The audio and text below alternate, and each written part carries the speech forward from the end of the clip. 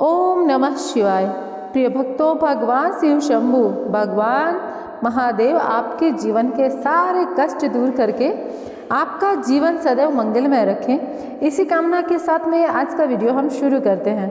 महाशिवरात्रि भगवान शिव की आराधना का विशेष दिन है। पुराणों में बताया गया है कि महाशिवरात्रि के पर्व पर ही भगवान शिव और माता पार्वती का विवाह हुआ था। यही वजह है कि महाशिवरात्रि पर मंदिरों में भगवान शिव के रुद्राभिषेक के बाद भगवान भोले के भक्त शाम में शिव की बारात भी निकालते हैं। माँ पार्वती ने भगवान शिव से विवाह के लिए तमाम जत्न किए थे। ऐसी मान्यता है कि महाशिवरात्रि पर भगवान शिव की पूजा करने से मनचाहा वर मिलता है। आज आपको हम इस वीडियो में माता पार्वती और भगवान शिव के विवाह की कथा सुनाने वाले हैं, जिसको महाशिवरात्रि के पावन पर्व पर अगर हम सुनते हैं तो हमें अलौकिक सुख की प्राप्ति होती है और भगवान शिव की कृपा हम सभी पर बरसती रहती है। तो चलिए शुरू करते हैं भगवान भोलेनाथ की विवाह की यह पावन कथा। आप पूर्ण श्रद्धा भाव के साथ में रसपान कीजिएगा। माता पार्वती भगवान शिव से विवाह करने की इच्छुक थी। सभी देवतागण भी इसी मत के थे कि पर्वत राज कन्या पार्वती का विवाह शिव से होना चाहिए। देवताओं ने कंदर्प को पार्वती की मदद करने के लिए भेजा, लेकिन शिव ने उन्हें अपनी तीसरी आंख से भस्म कर दिया। अब पार्वती ने ठान लिया था कि वो विवाह करेंगी तो सिर्फ भोलेनाथ से। शिव को अपना वर बनाने के लिए माता पार्वती ने बहुत कठोर तपस्या शुरू कर दी। उनकी तपस्या के चलते सभी जगह हाहाकार मच गया। बड़े बड़े पर्वतों की नींव डगमगाने लगी। ये देख भोलेनाथ बाबा ने अपनी आंख खोली और पार्वती से आह्वान किया कि वो किसी समृद्ध राजकुमार से शादी करे। शिव ने इस बात पर भी जोर दिया कि एक तपस्वी के साथ रहना आसान नहीं है, लेकिन माता पार्वती तो अडिग थी। उन्होंने साफ मना कर दिया कि वो सिर्फ और सिर्फ विवाह अब भगवान भोलेनाथ के साथ ही करेंगी। अब पार्वती की ये जिद देख भोलेनाथ पिघल गए और उनसे विवाह करने के लिए राजी हो गए।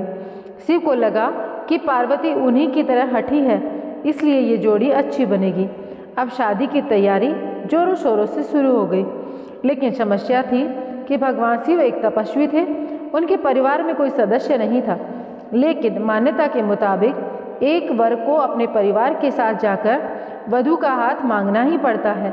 अब ऐसी परिस्थिति में भगवान शिव ने अपने साथ डाकिनियाँ, भूत प्रेत और चुड़ैलों को साथ ले जाने का निर्णय किया। तपस्वी होने के चलते शिव इस बात से अवगत नहीं थे कि विवाह के लिए किस प्रकार से तैयार हुआ जाता है। वो उन डाकिनियों के आगे और चुड़ैलों ने उनको भस्म से सजा दिया, हड्डियों की माला पहन ली। जब भस्म लपेटे महादेव को देखकर वहाँ से बारात निकली और ये अनोखी बारात जब माता पार्वती के द्वार पहुँची तो सभी देवता हैरान रह गए। वहाँ खड़ी महिलाएं भी डरकर भाग गई। भगवान शिव को इस विचित्र रूप में देखकर माता पार्वती की माँ जो है उन्होंने स्वीकार उनको नहीं किया और उन्होंने अपने बेटे का हाथ उनके हाथ में देने से मना कर दिया। स्थितियाँ बिगड़ती देख पार्वती ने शिव से प्रार्थना की कि वो उनके रीति रिवाजों के मुताबिक तैयार होकर आएं। शिव ने उनकी प्रार्थना स्वीकार कर ली और सभी देवताओं को फरमान दिया कि वो उनको खूबसूरत रूप से तैयार करें। वे सुन सभी देवता हरकत में आ गए और उन्हें तैयार करने जुट गए। भगवान शिव को दैवीय जल से नहलाया गया, रेशम के फूलों से सजाया गया। थोड़ी देर में भोलेनाथ कंदर्प से भी ज़्यादा सुंदर लगने लगे और उनका तेज तो चांद की रोशनी को भी मात दे रहा था। और इस तरीके से सज धज कर वो बारात लेकर गए और माता पार्वती की माँ ने जब उनको देखा तो तुरंत स्वीकार कर लिया। ब्रह्मा जी की उपस्थिति में विवाह समारोह शुरू हुआ और पूरा विवाह संपन्न हुआ। माता पार्वती और भोलेनाथ ने एक दूसरे को माला पहनाई और इस तरीके से यह विवाह संपन्न होने के बाद में उस दिन यह विवाह हुआ था। तब से माता पार्वती के इस विवाह और भगवान भोलेनाथ के इस विवाह के दिन को महाशिवरात्रि के रूप में हम सब आज तक मनाते आए हैं। अब मैं आप लोगों को एक चीज़ और बताऊं, भगवान शिव जो है ना, अर्थात हमारे भोलेनाथ, इनको खुश करना बहुत आसान है और जिन पर इनकी कृपा दृष्टि बरसती है उसको कोई भी कष्ट छू नहीं सकता। केवल एक लोटा जल से ही प्रसन्न हो जाते हैं हमारे भोलेनाथ। भगवान भोलेनाथ सभी भक्तों को के मन की जो बात होती है उसको बहुत आसानी से समझ लेते हैं। इस दिन अर्थात महाशिवरात्रि पर पूरा विश्व भक्तिमय होता है और इस दिन कुछ विशेष कार्य करके आप भी भगवान भोलेनाथ के लिए हमेशा उनकी कृपा दृष्टि के पात्र बने रहेंगे। तो देखिए, शिवरात्रि के व्रतों में सबसे सर्वोत्तम महाशिवरात्रि का व्रत माना गया है। यह व्रत फाल्गुन माह के कृष्ण पक्ष में 8 मार्च 2024 को अब की बार रखा जाएगा, शुक्रवार के दिन। और इस विशेष दिन पर शिव योग का निर्माण हो रहा है, जो कि मध्य रात्रि 12:46 तक रहेगा। इसके बाद सिद्ध योग का प्रारंभ हो जाएगा। इस दिन स्वर्ण नक्षत्र का भी निर्माण हो रहा है, जो रात्रि 10:41 तक रहने वाला है। भगवान महादेव का यह त्यौहार देश और दुनिया में बड़े ही धूमधाम के साथ मनाया जाता है। तो अब की बार जब आप यह व्रत करें तो मैं आप लोगों को कुछ इससे पहले इसके नियम और पूजा विधि और कुछ ज़रूरी बातें हैं जो बताना चाहूँगी, ध्यान से सुनिएगा। देखिए, बहुत से लोग यह ज़रूर जानना चाहेंगे कि महाशिवरात्रि का यह व्रत जो है ना, इसको किस तरीके से करना चाहिए जिससे कि यह सही रहे। देखिए, महादेव के सभी व्रतों में से सबसे अधिक जो व्रत अगर कोई रखा जाता है वो है महाशिवरात्रि का व्रत। अगर आप पूरे दिन निराहार रह सकते हैं तो बहुत अच्छी बात है, नहीं तो आप इसको ड्राई फ्रूट्स या फ्रूट्स खाकर संपन्न करें। महाशिवरात्रि के व्रत में काजू, किशमिश, बादाम, मखाना इत्यादि आप खा सकते हैं। इसके साथ ही साबूदाने की खिचड़ी, सिंघाने का आटा भी आप खा सकते हैं, जिससे कि आपको कमजोरी महसूस नहीं होगी। देखिए, अब आपको बताते हैं महाशिवरात्रि का व्रत का पारण कब किया जाता है। महाशिवरात्रि का व्रत लगभग पूरे दिन रखा जाने वाला एक बड़ा व्रत है।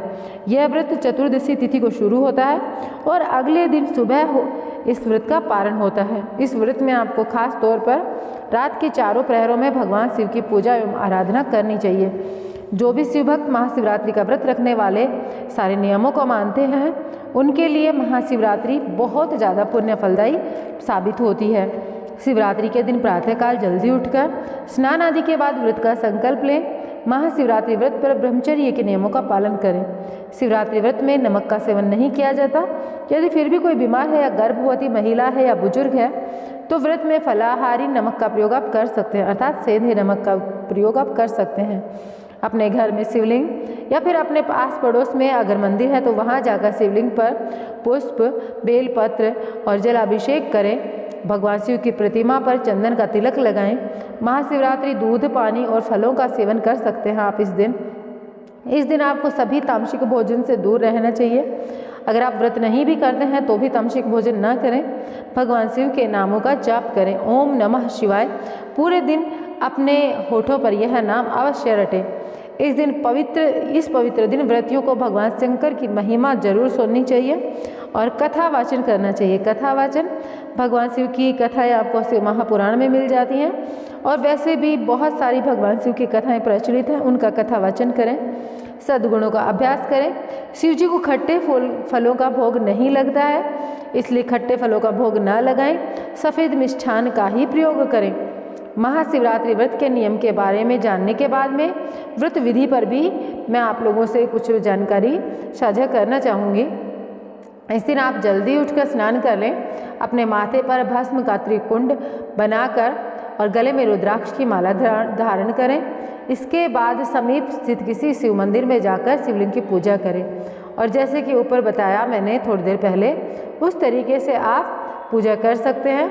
इस तरह महाशिवरात्रि का व्रत का संकल्प लेने के बाद पूरे दिन शिव जी का ध्यान करना है और काम, क्रोध ऐसी भावनाओं से दूर रहना है।